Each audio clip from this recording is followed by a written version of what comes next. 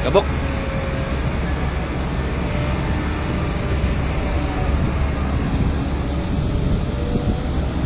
So diskarga na tayo guys, no, dito sa Kunsan, Korea. Yun yung wood pellet. Ano? Pellet sa Alikabok lang. So ipon na bako, hindi kukunin ng grab, no, sa shore crane. Hindi nilagay dyan sa malaking imbudo. Tapos may papasok na mga trucks, no? Magkakot tayo, no? Darating na yung isang truck.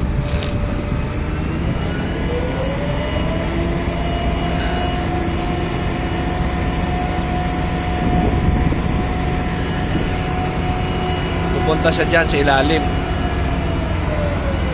Yun yung isa. Ilalagay yan doon sa imbudo.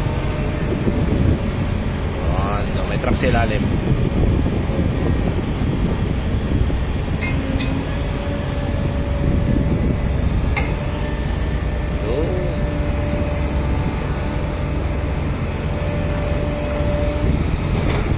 So number 1 na naman sila, no? Habang iniipon sa gitna yung kargada. So yung isa approaching, no?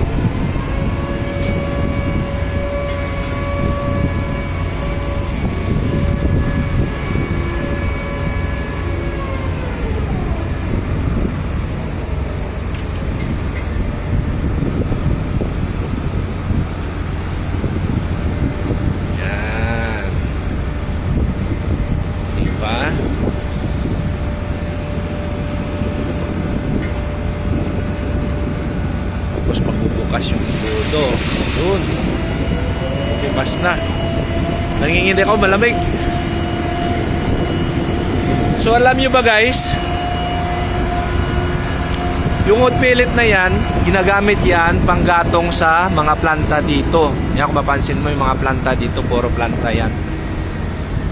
Sa halip na coal yung gagamitin nila, ito yung wood pellet. Giniling na kahoy tapos minolde, ginawang pellet, kaya mas madali siyang i-transport. Ayan o, Alikabok. So malamig. So guys, good evening. Update muna tayo, no, for today. Wala muna tayong lesson for today. So update lang tayo. Magandang gabi sa inyong lahat, no? Dito pa rin tayo. Ngayong araw lang nag-commence tayo ng discharging. So yun lang update natin. So shoutout ko pala sa isa sa mga iniidolo kong kapitan, no?